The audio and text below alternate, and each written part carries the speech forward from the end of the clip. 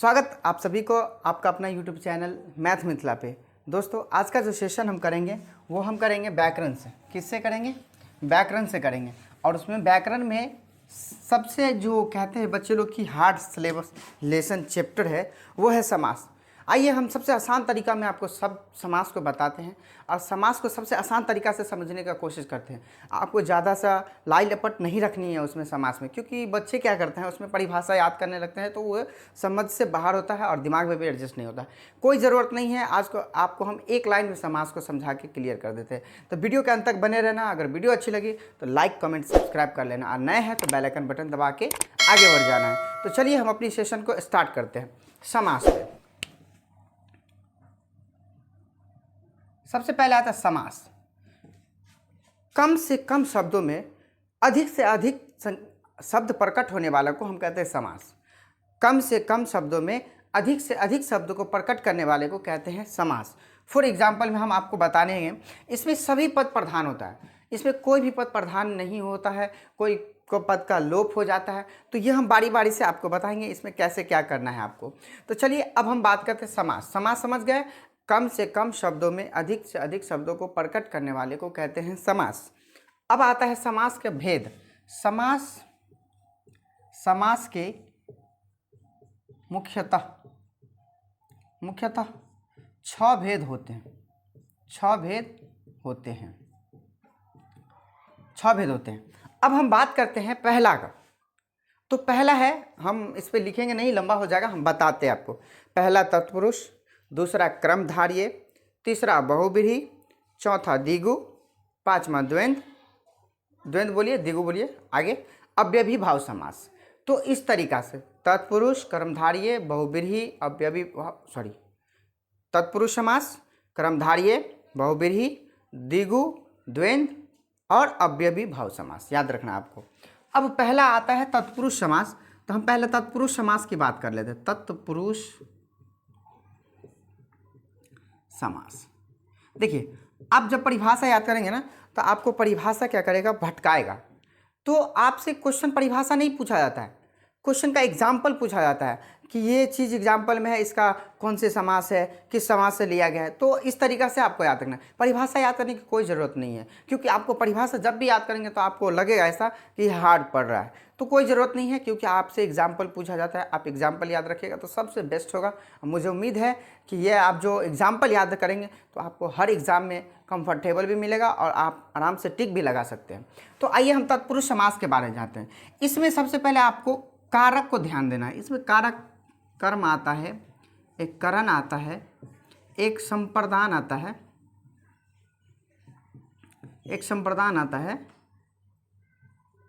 एक आपादान आता है, एक संबंध आता है, एक अधिकरण आता है। इतना कारक जो है आपको तत्पुरुष समास के अंतर्गत आता है। अब आपको यदि कर्म कारक, करण कारक, आपादान कारक, संप्रदान कारक, संबंध कारक और अधिकरण कारक नहीं याद है तो समास आपसे गलती हो सकता है। तो आइए हम कर्म कारक, पहले कारक की ओर चलते हैं।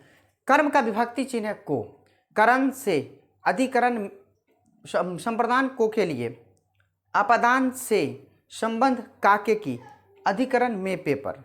ठीक है, तो ये आपको विभक्ति चिन्ह याद होना चाहिए। विभक्ति चिन्ह जब तक नहीं याद रहेगा तो आपको गलती हो सकता है।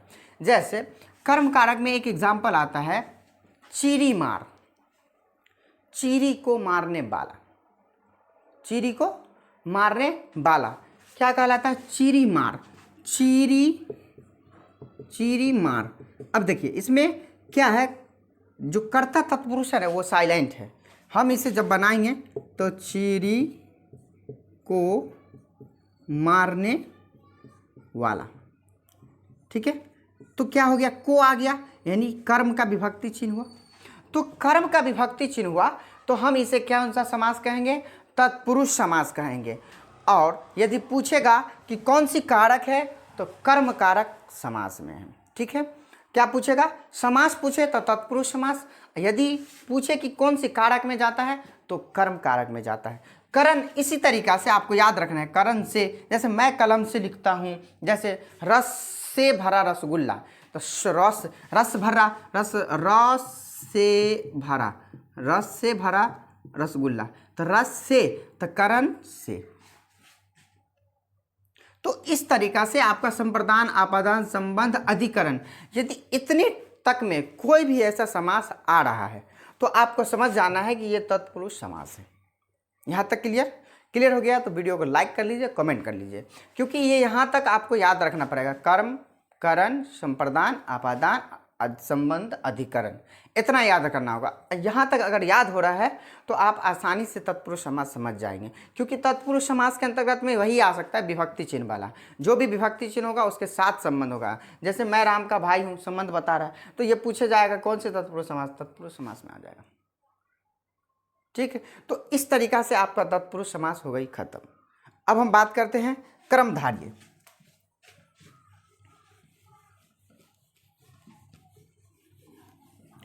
अब देखिए क्रमधार्य में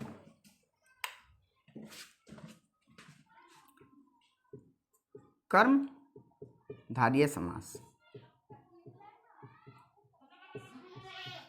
देखिए इसमें क्या है, इसमें याद रखना है आपको। इसमें एग्जाम्पल में जैसे नवयुवक, एग्जाम्पल आता है नवयुवक, नवयुवक, हम इसे कैसे समझ सकते हैं कि नवयुवक, तो नया है जो युवक। अब आपका कहने का मतलब ये होगा कि जिसमें जो लगा हो, क्या लगा हो, जिसमें जो लगा हो, आपको समझ लेना है कि ये कर्मधार्य समास है। क्या है? जिसमें जो लगा हो, आपको समझना पड़ेगा। नवयुवक, नव है जो युवक, पीताम्बर, पीताम्बर, पीत है जो अंबर, जो आया बीच में। उसके बाद परमात्मा, परम है जो आत्मा, परम है जो आत्मा, सब में जो आएगा, जिसमें जो आ जाए, क्या आ जाए, जिसमें जो आ जाए, आपको समझ लेना है कि वो कर्मधार्य समास है। क्लियर हो गया? तो लाइक कर लीजिए। कर्मधार्य समास क्लियर। अब चलिए क्या आएगा, जिसमें जो आ जाए वो आपका होगा कर्मधार्य समास। अब हम आते हैं एक अलग से पे, बहुव्रीहि समास। अब आइए तीसरा नंबर, बहुव्रीहि समास। बहुव्रीहि समास, इसमें क्या है, ध्यान देना, एक अलग नाम आता है, एक अलग नाम आता है। जैसे हम कहते हैं दशानन, दशानन मतलब 10 आनन, 10 आनन, और ये किसका है, तो रावण का है, रावण का। ठीक, चंद्रशेखर, चंद्र मतलब चंदन, शेखर मतलब शिर, किसके ऊपर चंद्रशेखर लगा है, तो शिव भगवान, शिव भगवान। यानी एक अलग नाम आना चाहिए, समझ रहे बात। वीणा पानी, तो वीणा पानी हम किसको कहते हैं, वीणा पानी, वीणा पानी किसको कहते हैं, सरस्वती जी को। तो ये एक अलग नाम आया, तो जिसमें एक अलग नाम आ जाए, क्लियर यहां तक, जिसमें अलग नाम आ जाए वो आपका हो जाएगा बहुव्रीहि समास। समझ रहे बात। जिसमें देखिए ना, यहाँ पे आया दशानन, दशानन किसको कहेंगे, रावण को कहेंगे। चंद्रशेखर, चंद्रशेखर मतलब होता है चंद्र, मतलब चंदन, चंद्र जो चंद्र भगवान का जो होता है, और शिखर मतलब सर पे जो होता है, तो शिखर शिव भगवान को ऐसा है। वीणा पानी, वीणा पानी हम सरस्वती जी को कहते हैं। तो ये आपका हो गया, एक अलग नाम लेने वाले को हम कहते हैं बहुव्रीहि समास। अब हम चलते हैं द्वंद्व पे। यहाँ तक क्लियर हो गया। अब हम चलते हैं द्वंद्व, चौथा में द्वंद्व समास। क्या है, द्वंद्व समास में आपको याद रखना है, जैसे इसमें पूछेगा माता, ये डैश दे देगा पिता, भाई डैश बहन, दादा दादी, नाना नानी, अब ये डैश का मतलब क्या होता है, ये डैश को लुप्त करना होता है, ये एक लुप्त है। इस डैश का मतलब होता है और, क्या याद रखना है, और।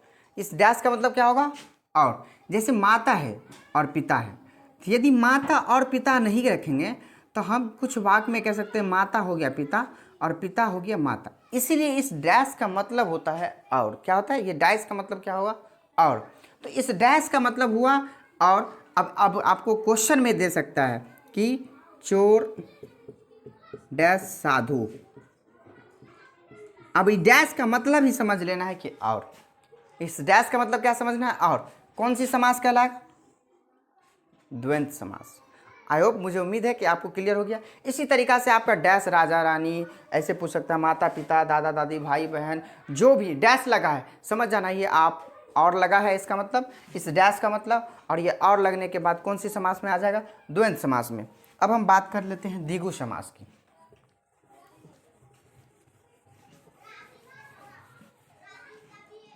अब हम बात करते हैं द्विगु समास। इसमें क्या आता है ध्यान देंगे, जैसे कि पंचवटी, चौराहा, मासिक, साप्ताहिक। अब याद करने का तरीका देखिए, इसमें देखिए सब में गिनती आ रहा है, सब में गिनती, यानी गिनती की संख्या को हम क्या कहेंगे, द्विगु समास। जैसे पंचवटी, पंचवटी मतलब होता है, पंच मतलब पाँच, वट मतलब होता है रास्ता, पांच रास्ता वाला को हम कहते हैं पंचवटी। क्या कहते हैं, तो गिनती आ रहा है ना, गिनती की संख्या आ रहा है ना। चौराहा, चौराहा मतलब चार राह को, जो चौराहा मतलब चौराहा जिसे कहते हैं जहाँ से चार रास्ता गुजरता हो उसे हम कहते हैं चौराहा, चार रास्ता वाला को कहते हैं चौराहा।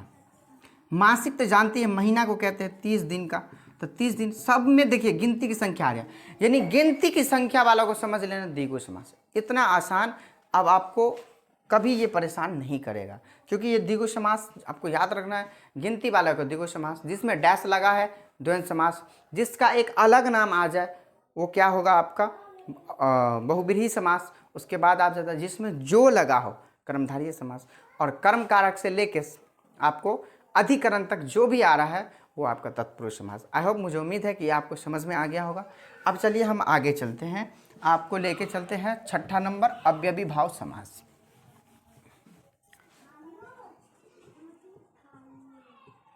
अव्ययी भाव समास।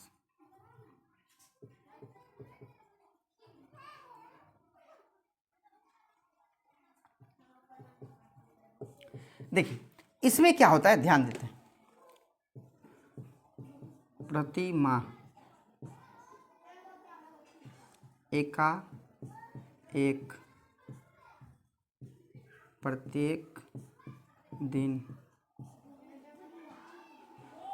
आ जन्म।